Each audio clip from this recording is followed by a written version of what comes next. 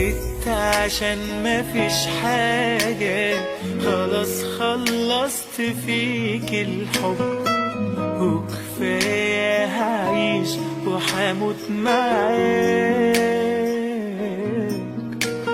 سامحني إن كنت قدامك نسيت أو يعني حتى سكت، كلام إيه اللي بيه yang setelah kita meninggal ini gitu kan, bagaimana ya kan selama kita hidup mungkin 60 tahun lebih ya, pasti yang namanya caci maki pernah ya kan kita lakukan ya kan, tiba juga mungkin pernah. Nah sekarang kan ada kalau kita berbuat dosa ke seseorang harus kita minta maaf kepada orang itu bersangkutan ya. Nah, bagaimana adanya apabila kita merasa orangnya udah meninggal. Satu. Yang kedua, kita udah cari kemana-mana tidak ketemu. Nah, apakah pakai media medsos gitu kan? Nah, yang kedua ada kita juga, ya kan? Medsos ini kan juga yang menyebabkan dosa, betul, berlimpah ruah, gitu kan? Bagaimana kita untuk menggunakan medsos, ya. Sehingga betul-betul medsos itu, HP itu betul-betul bermanfaat, ya kan? Apalagi akhir-akhir ini juga kan termasuk televisi, apa kita sikapin itu televisi, ya. Yang menarik lagi yang ketiga nih, Ustaz. Borongan.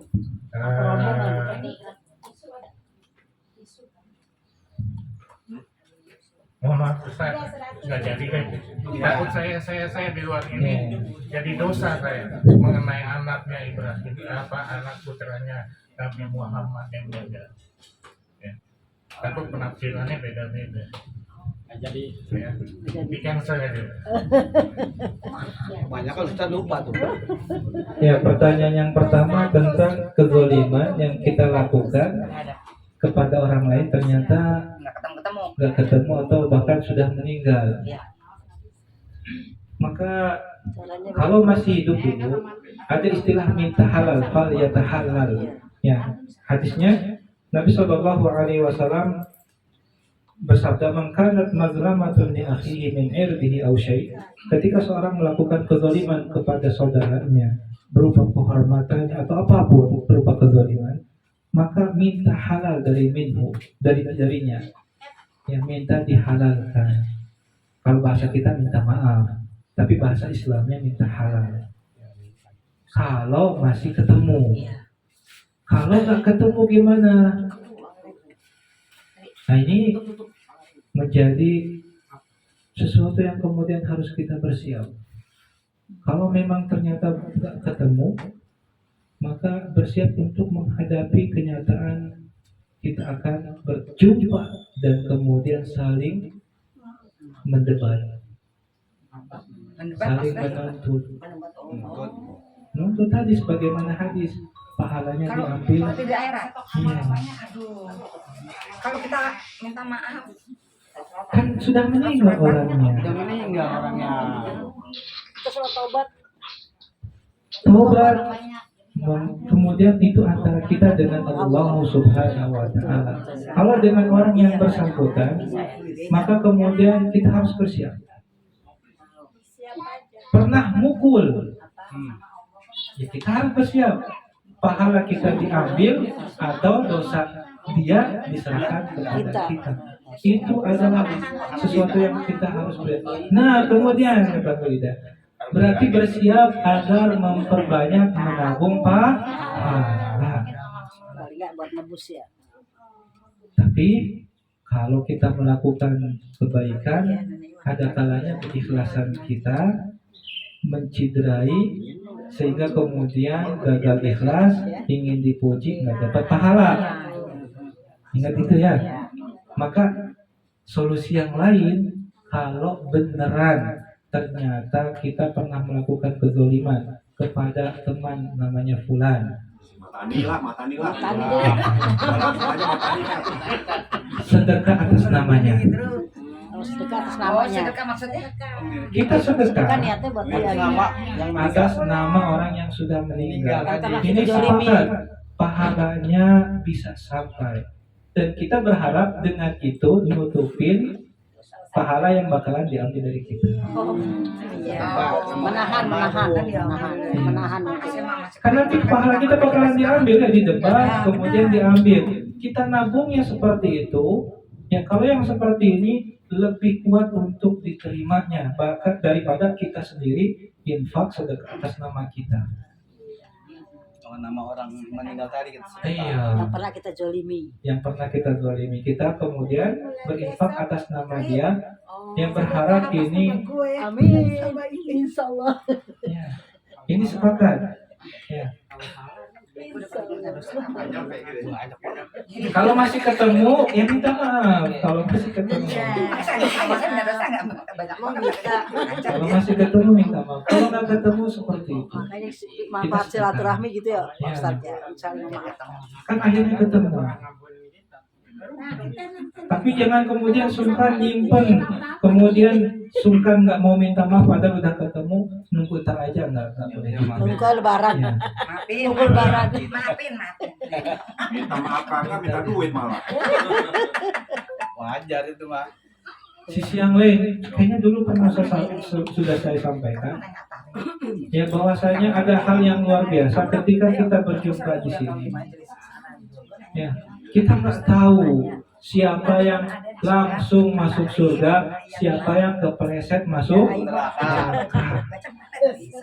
Maka kemudian kita berharap dengan jumpanya kita dengan kawan kita, dengan bertemunya, kemudian membantu. Ada hadis yang saya sudah sampaikan, orang-orang yang masuk surga kemudian mengeluh kepada Allah. Ingat di surga hanya ada kenikmatan, nggak boleh ada keluhan apapun. Apa keluhannya? Rabbana ikhwanuna, ya Allah, saudara-saudaraku, kawan-kawanku. Nggak ada di surga, mereka masuk neraka. Kanu yusalluna ma'ana, dulu sholat bareng. Wa yasumuna ma'ana, puasa bareng. Wa yahujjuna ma'ana, haji bareng. Dan riwayat yang lain, wa ya'maluna ma'ana, melakukan kebaikan bersama. Dan Bapak Ibu sudah melakukan kebanyakan tadi ya. Sholat bareng yakin pernah. Puasa pernah. Pas lagi sekolah dulu, pas ketemu bulan puasa kan puasa bareng, bukan puasa bareng. Ini kan berarti kita pernah puasa. Ya. Berjamaah. Kemudian Allah berfirman, idhabu, pergi. Faman wajadtum fi qalbihi, pergi mana ke neraka. Jadi ada kalanya orang beriman masuk neraka nggak kepanasan. Siapa yang seperti ini? Jemput kawan saudara yang ada di neraka. Kok bisa nggak panas? Allah berkehendak. Dulu Nabi Ibrahim pun dibakar nggak kepanasan. Ya karena mereka aslinya penghuni surga, masuk neraka untuk jemput. Ini nggak ngerasa panas. Idhabu, pergi. Faman wajadtum fi qalbihi mithqala dinarin min iman. Siapapun yang kamu jumpai di dalam dadanya terdapat keimanan seberat dinar min dinarin, fa akhriju, keluarkan, jemput, keluarkan dari neraka. Jangan lupa ya panggil aku ya. Kemudian tadi ada sisi yang lain. Ingat ya, keyakinan Ahlussunnah wal Jamaah setelah melewati jembatan Sirat, terjadi juga ternyata sama-sama selamat. Tapi dulu pernah mukul, belum bales. Namanya tempatnya Kontoroh. Ya, Kontoroh. Tempat agar setiap muslim sebelum masuk surga kemudian saling berbalas. Disaring dulu situ ya. Bukan disaring. Kan sama-sama masuk surga. Ini sudah lewatin jembatan Sirat. Sebelum pintu surga, maka ada namanya Kontoroh. Setiap muslim yang pernah melakukan kezaliman ini, Jadi harus halal dulu di situ mungkin ya. Nah, kalau tadi dihisab itu pahalanya diambil, ya, atau dosanya diserahkan gitu kan. Kalau di sini kan itu kan belum saling balas, Belum tetap bisa. ada kurangnya. Oke lah, pahala diambil, tapi kan aku belum sempat balas, maka korban dipersilakan untuk membalas. Jadi ketika masuk surga sudah tidak ada lagi kezaliman, beneran bersih. Seperti itu. Ya, nggak ada lagi kezaliman, nggak ada lagi mangkal-mangkalnya. Ketika jumpa kawan sesama di surga, dulu pernah begini, nggak ada lagi. Ya, di hari penghisapan ditimbang, sudah diambil pahalanya, sudah diserahkan dosanya kalau kehabisan, kemudian di kontoran dipersilakan untuk balas. Pernah giniin ya, di sekolah kan seringnya. Kan bercanda ya orang. Juluk. Kalau sama-sama masuk surga, maka lewatin jembatan Sirot, balas begini. Dijulak ini. Gak apa-apa, kan sama-sama masuk surga. Kan sama-sama masuk Bercanda surga. lagi di sana. Aja. Di sana bercanda. Canda. Ya, nanti di surga bercandanya Bercanda doang. lagi. Udah nggak ada lagi keinginan untuk balasnya lagi. Kenapa? Sudah dibalaskan sebelum masuk pintu surganya tadi. Kalau misalnya saya yang diculak gitu, tapi saya bilang udah deh kita damai. Ini contoh orang Nggak baik, usah dong. Masya Allah. Nah, Damai. misalnya gitu, udah deh nggak usah deh. Nah ini Masya Allah, kita harus bersyukur punya teman orang baik. Sudah dihalalkan. Sudah dihalalkan gitu ya. Kan ini kalau nggak sempat, Oh, kalau nggak untuk sempat, memberi maksudnya maaf. tidak sempat. kan keadaan setiap orang beda. Nah, tapi kan kita udah ketemu di tadi di mana? Kontoro. Di Kontoro. Nah, ketemu Kalau di ibu Kontoro. sudah memaafkan berarti nggak meminta balas. Ya iya, Yang maksudnya dimaksud udah deh, ini amal. yang belum. Belum Yang meminta, belum meminta. menerima maaf. Jadi yang Masih belum halal. belum. Kan keburu meninggal, nggak keburu ketemu Ini yang lagi. dimaksud seperti itu. Kalau minta udah memaafkannya di Kontoro tadi nggak bisa. Ya bisa aja, kan orang baik. Kan orang baik. Kan belum tentu orang baik semua. Kan belum tentu semuanya orang baik. Mudah-mudahan ketemunya besok ketemu orang baik besok. Anak. Amin ya ketemu. Iya. Daripada main gitu jotos-jotosan ya kan. Oh, serem ya? Maafin aja deh. Gitu, nol aja deh. Nggak jotos. Hanya kan keadaan orang beda-beda. Namun dia aja. Ada yang menerima, ada yang enggak. Iya. Seperti itu. Ini bukti keadilan Allah Subhanahu wa Ta'ala. Kemudian kalau pertanyaan kedua tentang media sosial. Iya, nanya dulu lah. Takut lupa ya Ya, pertanyaannya. ya, ya. Assalamualaikum warahmatullahi wabarakatuh. Waalaikumsalam warahmatullahi wabarakatuh. Pak Ustaz, ada yang mau saya tanyakan. Boleh. Katanya Gusti Allah kalau ngasih cobaan ke umatnya tuh sebatas kemampuan umatnya. Iya. Tapi kalau kita lihat pola bukan jadi serak kuat. Fenomena sekarang seperti di Gaza itu kan luar biasa dijolimi. Dan menurut saya itu udah lebih dari Itu kekuatan. itu gimana Pak Ustaz? Udah contohin aja diri sendiri. Ini contoh yang bagus juga. Ini pelajaran yang luar biasa. Disimpan dulu ya untuk pertanyaan tadi yang nomor dua tentang media sosial. Tentang media sosial. Ya, walaupun kemudian ada yang aktif di medsosnya, mungkin masih Facebookan gitu ya. Ada yang cuma sekedar di grup WhatsApp, sama aja. Ya, maka kita harus memposisikan diri bahwasanya ini bisa menjadi sebab kita masuk surga atau menjadi sebab neraka juga. Apa yang kita tulis maka akan disaksikan Allah Subhanahu wa Ta'ala. Tetap perintah kepada malaikat Raqibun Atid menulis yang baik sebagai kebaikan, yang dosa sebagai dosa. Semua. Ketika ada kawan mendapatkan kebaikan, kita doakan. Masya Allah, semoga Allah memberkahimu. Barakallahu fiik. Ketika memberikan kebaikan kepada kita, kita balas jazakallahu khairan. Semoga Allah membalasmu. Ini kan kebaikan. Walaupun bentuknya ketik-ketik itu doang gitu ya. Malaikat Raqibun Atid menulis pahala sebagai pahala, dosa sebagai dosa. Kalau kita nyebutkannya tidak ditulis tapi dalam hati baca kita langsung jawab tidak seperti itu. Pahalanya beda. Oh beda. Ya, pahalanya beda. Lebih besar yang Luar biasanya dalam umat Islam ya Allah berikan umat Islamnya Nabi Muhammad, karena umat selain itu nabi-nabi terdahulu nggak dapat ini, niat dihitung sebagai kebaikan. Ketika dilakukan ngetik dapatnya double. Tapi katanya kalau diketik tetap harus diucapkan juga kan. Tidak harus Kan suka ada diucapkan. ini loh apa namanya tuh forward doang gitu loh. Kalau diucapkan pahalanya triple. Oh, berarti memang harus Gitu diucapkan. aja. Jadi Jadi kalau forward tapi dibaca lagi gitu. forward doang boleh.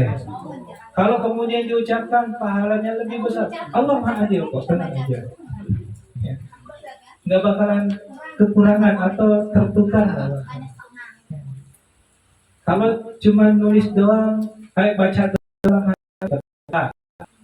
klik dapat pahala, gerakan jari, ucapkan pahalanya besar, itu mudah. Ya, seperti itu, maka kemudian kita harus posisikan diri kita bisa jadi sebab kebaikan dan tahan diri dari menyebarluaskan hoax misalkan ya.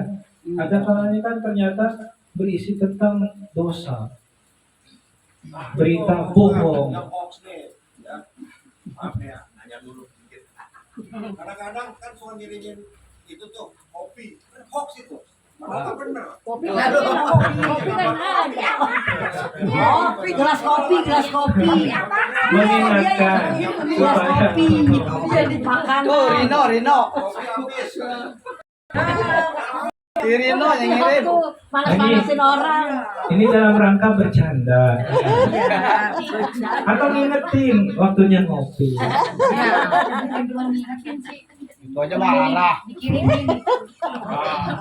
Gitu aja marah.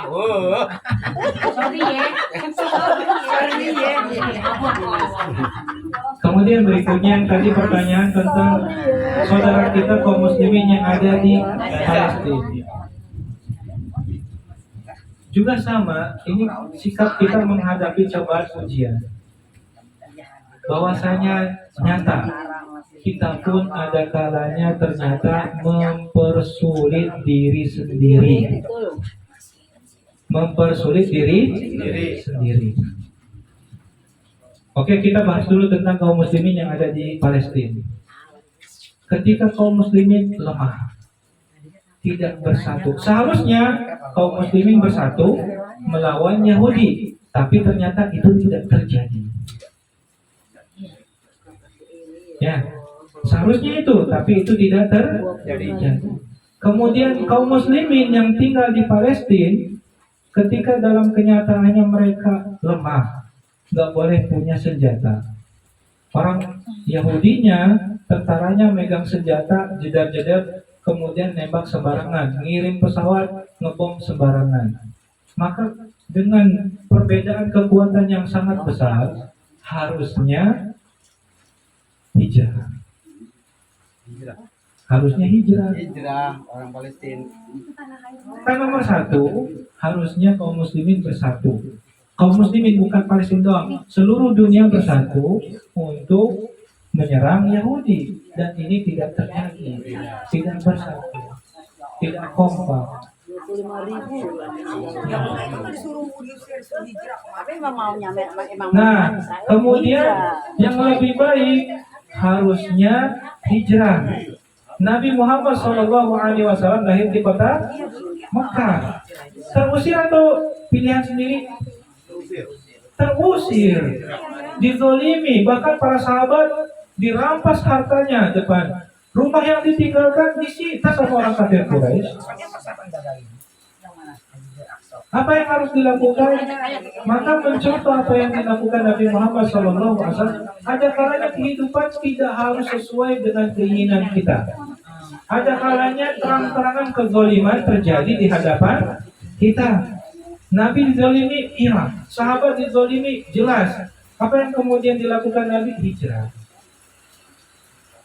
Tapi penduduk Palestina nggak mau, maka wajib bagi kita bantu. Itu mungkin karena menjaga Masjidil Aqsa itu loh, Pak Ustaz. Iya. Jadi dia nggak mau hijrah. Untuk alasan itu jelas itu adalah kebaikan. Ya, bahwasanya penduduk Palestina berusaha untuk menjaga Masjidil Aqsa. Ya. Tapi di Mekah juga ada Masjidil Haram. Nabi tinggalkan. Ya, kalau dulu orangnya masih agak baik-baik kali. Sekarang udah ada suka-suka hati. Nabi meninggalkan Ka'bah sehingga kekuasaan Ka'bah Masjidil Haram benar-benar dikuasai oleh orang-orang kafir Quraisy. Nabi tinggalkan itu ketika ternyata memang diperintahkan oleh Allah Subhanahu wa taala. Dalam keadaan terzalimi, dalam keadaan diusir sama orang-orang kafir Quraisy. Tapi kita bilang apa yang dilakukan penduduk Palestina itu adalah hak mereka. Mereka punya rumah, ingin tinggal di rumah mereka, tanah air mereka, itu adalah keputusan mereka. Kewajiban kita bantu. Nggak bisa bantu kirim senjata, maka kirim uang, makanan. Nggak bisa kirim doa. Ini juga pelajaran buat kita. Ada kalanya kita memilih untuk kemudian menjadikan cobaan ujian lebih berat. Bukan berarti Allah berikan cobaan itu di luar kemampuan. Nabi tidak mampu, sahabat tidak mampu diperintahkan hijrah. Ini syariatnya. Penduduk Palestina memilih untuk bertahan, maka itu pilihan mereka. Lebih berat dirasakan, bahkan mereka terbunuh, itu konsekuensinya. Itu tanah air mereka berusaha untuk melindungi, itu hak mereka. Mereka terbunuh, itu konsekuensinya. Terus masuk surga atau neraka? Maka ketika mempertahankan kehormatan, mempertahankan harta, mempertahankan nyawa, ini adalah kebaikan. Mempertahankan Masjidil Haram, ini adalah kebaikan. Hanya saja ada pilihan yang lebih mudah, ada pilihan yang lebih sulit. Dan mereka ada yang memilih pilihan mudah, ada yang hijrah, ada yang tetap bertahan. Yang bertahan kita bantu. Amin, insyaallah. Seperti itu sikap kita. Nah, kemudian pelajarannya bagi kita, ketika kita ditimpa musibah, cobaan, contohnya sakit.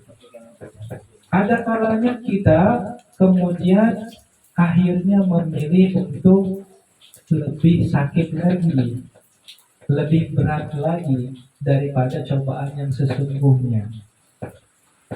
Contohnya udah tahu kolesterol, nantangin makan ini dan itu. Udah tahu asam urat, dikasih tahu sama dokter. Udah pernah kejadian, nantangin. Lebih parah kan jadinya. Nah di sini cobaannya aslinya bisa dihadapi, tapi kitanya ternyata memilih untuk lebih berat lagi cobaannya, memilih agar cobaannya lebih berat. Udah dibilangin itu pantangan, nggak boleh. Kitanya nantangin.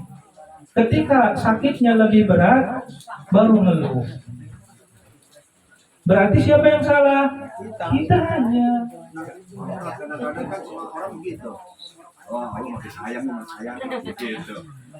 Sakit, kurangin dosa. Padahal kesalahan dari orang itu sendiri. Iya. Banyak yang begitu, Pak Ustaz. Nah ini makanya kita harus belajar. Kita harus menahan diri. Andai Allah berikan cobaan ujian yang masih ringan, yang masih ringan, jangan dibuat lebih berat. Udah sekali masuk rumah sakit, jangan siap-siap untuk yang kedua. Masuk lagi ya. Jangan bersiap untuk masuk lagi ke rumah sakit yang berikutnya. Tapi kan kalau masuk ke yang kedua, ngelamar tuh. Ya. Herman, Biar jadi ketawa. Ini kan yang terjadi seperti itu. Kita kemudian melewati batas. Sudah dikasih yang mudah, memilih yang sulit. Ini harus diingat. Allah hanya memberikan cobaan sesuai dengan kemampuan. Hanya saja kita yang kemudian mempersulit hidup. Itu diantara contoh yang mudah. Pastinya kita sendiri nanti ketika mendapatkan cobaan ujian tersebut bisa menilai. masih muda, segera kembali kepada Allah. Jangan ditambah berat, jangan ditambah berat. Iya. Ya, gimana Mas? Silakan ya.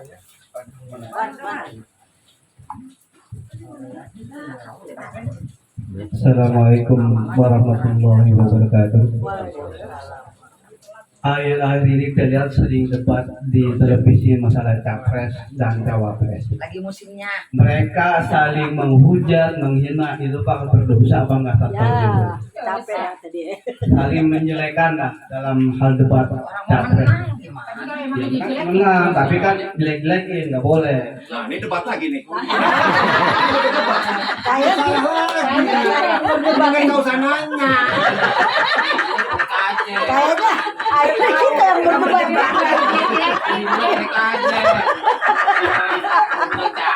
Capek deh Iya gue. kan lagi rame debat. Jadi mereka Ya berarti saling tidak gantian kita yang berdebat. menjelekan. Ini pertanyaannya nggak perlu ada jawaban. Iya. Recehan. Pertanyaannya recehan. Gak usah dijawab recehan. Tapi berkaitan dengan judul ceramah kita, ini kesempatan.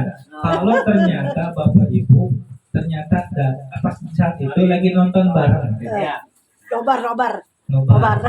Kesempatan. Kayaknya seru tuh nobar. Kemudian beritahukan, ya apa namanya keluarga kita bahwasanya yang seperti itu Salah. Tapi kita dosa nggak nonton? Karena kita nggak tahu kalau ujung-ujungnya jadi saling menjelekan.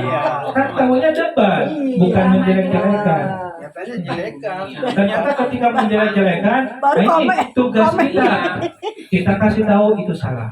Terutama cucu-cucu yang masih kecil. Nggak boleh kayak gitu. Kalau saya sih saya matiin aja TV-nya. Ah ini lebih bagus lagi. Iya. Harusnya Bapak Ibu punya kuasa. Udah.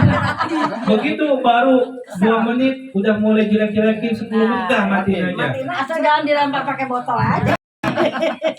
Ini seperti itu. Sayang. Ini kayaknya drama Pak Ustadz nggak nyampe nih Pak. Dia katanya begitu aja tuh. Ada lempar botol katanya.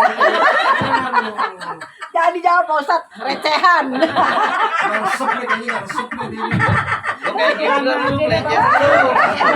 Kayak gitu. Orang tua pelecehan. Kembali ke adab dan etika. Iya. Nggak semua etik. Sorry ya.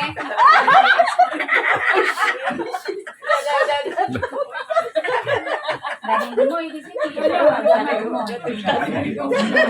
Matani kan. Ya kalau di grup kan nggak boleh ngomongin Iya, politik, di nggak sini ngomongin nggak sekarang. boleh. Nggak usah, ya, Pak Ustadz, ya. Kalau di grup nggak boleh kan? Ada Kan larangannya. kita candaan. Kita ngomongin sekarang ya. Candaan. Jadi ketahuan ini. Sorry ya, sorry. Anis. Ikut ulang aja deh. Sekarang nih yang lembut tahu. Itu banyak penyakit nih. Alhamdulillah Ya, kagak. bagaimana kita menyikapi? Padahal ya di Roma Mahfuz 50.000 tahun yang lalu udah tercatat. Ya kan? Apakah kita harus berubah ataukah Ya kita bilang tadi ini kata teman saya yang terima apa? Ya, udah Nasib dah. obat lagi, pikir lagi, ya kan? tambah Obat sakit. ke dokter, biayanya berapa? Tambah Ada sakit penyakit lain lagi, gitu kan? Ya, Udah terima nasib. tiap hari kalau Disyukuri. emang udah jalannya gitu. Gamal, meninggal nanti kapan, lewat, sakit, Ya iya apa? oke nikmatnya. Ya udah siap-siap aja. Siapa? Bagaimana kita menyikapi? Ya. Apakah harus sabar? Ya, atau gimana? Ya poin yang pertama kita harus ingat lagi takdir sudah ditulis. Tulis tuh. Dan kita Catat. harus Matanya berbaik catat. sangka kepada Allah dengan apapun takdirnya, bahwasanya Allah menginginkan kebaikan di balik apapun kejadian tersebut. Ya, cobaan ada kalanya bentuknya sesuatu yang menyedihkan, tapi bukan itu doang. Ada kalanya dikasih sehat juga cobaan. Dikasih sehat malah tambah parah. Ya, tambah brengsek gitu ya bahasanya. Iya. Ada yang sehat malah tambah brengsek. Ini cobaan juga. Ini poin yang nomor 2, bahwasanya kita harus berbaik sangka kepada Allah Subhanahu wa Ta'ala. Kalau kemudian contoh langsung ini sakit. Tadi seperti kita bahas, aslinya Allah memberikan cobaan sesuai dengan kemampuan. Kalau sudah dikasih sakit, jangan dibuat lebih sakit lagi. Itu poin yang istilahnya harus kita ingat. Bahwasanya aslinya mungkin ringan, tapi ada kalanya kita yang membuatnya lebih berat. Nah ini, batasi itu dulu. Jangan sampai lebih berat lagi. Ustadz baru tahu ternyata udah berat gitu kan. Muncul tahu-tahu udah parah Ustadz. Stadium 3, stadium 4. Ya. Tahu-tahu udah parah, kadar gulanya udah tinggi Ustadz gitu kan. Yang seperti ini, maka balik lagi yang tadi, berbaik sangka kepada Allah Subhanahu wa Ta'ala. Kita berharap ada hikmah di balik cobaan tersebut. Ya Allah inginkan ada kebaikan di balik itu. Ada kalanya orang kemudian nggak nganggap ini, nggak nganggap. Ketika kondisi biasa, sibuk main HP, emang kita zikir? Enggak. Tapi kalau lagi sakit, megang HP aja nggak mau. Kemudian ngucapnya, astagfirullah, astagfirullah. Nah, biasa itu orang sakit. Ini jelas kalau dari sisi sudut pandang Islam kebaikan, mana yang lebih baik, sehat atau sakit? Jawabannya sakit. Sakit. Karena istighfar. Ya. Daripada sehat, lebih baik bagi dia sakit. Kenapa? Karena sakit membuat dia berzikir istighfar. Kadang kan kita nggak menganggap itu sebagai kebaikan. Ini poinnya dulu. Ini lebih baik di sisi Allah. Bahkan sebenarnya kalau kita ngobrol sama orang yang sehat pun, kata siapa orang yang sehat baik-baik saja. Ada kalanya secara fisik sehat, kantongnya kering. sakit. Gue banget gitu Juan. Jangan gitu. Kita malu. Jadi kalau ngomongnya seperti itu, kita nggak bisa kemudian berpikir bahwasanya dia lebih bahagia daripada kita. Nggak boleh gitu. Apa yang kita rasakan bisa jadi sebenarnya apa yang diidam-idamkan orang lain. Yang terjadi sesungguhnya, apa yang kita miliki, itu yang diharapkan, yang dicita-citakan orang lain, itu sesungguhnya yang terjadi. Walaupun kita ngerasa berbeda, ada kurangnya. Ini kehidupan dunia, cobaan dan ujian. Siapa bapak di sini, ibu di sini yang ngalamin hidupnya lahir dalam keadaan yatim? Nabi Muhammad yatim. Ibunya meninggal umur 6 tahun 7 tahun. Saya yatim piatu, Ustaz. Kan sekarang. Ini kan lahir dalam Sekarang. Dia maksudnya merasa. Itu kira yang lain nggak yatim piatu ya. ya, intinya Saweran. Nabi Muhammad SAW hidupnya jauh lebih berat daripada kita. Jauh lebih susah. Ya, jauh lebih mendapatkan banyak tantangan, gelisah, banyak sekali usaha pembunuhan dari orang-orang kafir Quraisy, sulit tidur, harusnya seperti itu. Intinya ketika Nabi, orang yang paling dicintai Allah, dapat cobaan yang sangat berat. Bahkan sakit yang mendatangkan kematian di akhir hidup Nabi, itu sakitnya lebih berat. Kalau kata para ulama, demamnya lebih tinggi daripada demam orang biasa. Sangat panas, sangat tinggi. Dibandingkan orang biasa. Sakit juga dan pernah sakit. Yang menyebabkan beliau meninggal. Kalau beliau mendapatkan sekarat yang sakit seperti itu, kenapa kemudian seolah Allah harus memberikan kita sehat? Amin, insyaallah. Ya, kalau kemudian kita sakit, maka kita balik lagi bermikir bahwa pasti ada hikmah. Amin. Pasti ada hikmah. Yang penting tadi, contoh sederhananya, kalau lagi sehat malah lalai, sakit beristighfar, maka lebih baik sakit istighfar. Maka dalam ada kalanya terjadi, sampai pun kemudian seorang akhirnya mati karena sakit, tapi dalam keadaan istighfar, astagfirullah, astagfirullah, husnul khatimah. Nabi pun meninggal dengan rasa sakit. Itu yang harus kita dengar. Kita hadapi dengan yang kedekatan kepada Allah Subhanahu wa Ta'ala. Ternyata tidak terasa waktunya habis. Alhamdulillahirabbil alamin. Nanti setelah azan ya kita tambahan sedikit doa belum, baru kemudian mungkin sholat di sini karena hujan dan masih Masjidnya jauh ya, Pi? dekat situ. Jauh pada dekat. Oh, yang punya Sini rumah. udah imam pusat jadi imam. Orang hujan lagi juga. Di sini. Ayo berjamaah. Ya, nanti lihat keadaan. Alhamdulillahirabbil alamin. Kemudian dikembalikan dulu kepada masyarakat. Nanti di Jazakallahu khairan katsira kepada Ustadz. Semoga kita tambah ilmunya setelah mendengarkan kajian ini. Dan sekarang sementara kita tutup dengan doa majelis. Subhanaka Allahumma wa bihamdika asyhadu an la ilaha illa anta astaghfiruka wa atubu ilaik. Assalamualaikum warahmatullahi wabarakatuh. Waalaikumsalam warahmatullahi wabarakatuh. Salat sini apa? ya di sini aja. Nanti dulu habis Bentar. sholat baru baca doa. Sholat dulu. Udah azan. Nggak boleh, nah udah. Azan Sholat dulu dulu baru kan baru baca doa ya Pak Ustadz tuh. Oh. Yuk, gimana namanya lagi sih? Mana Gus? Kakinya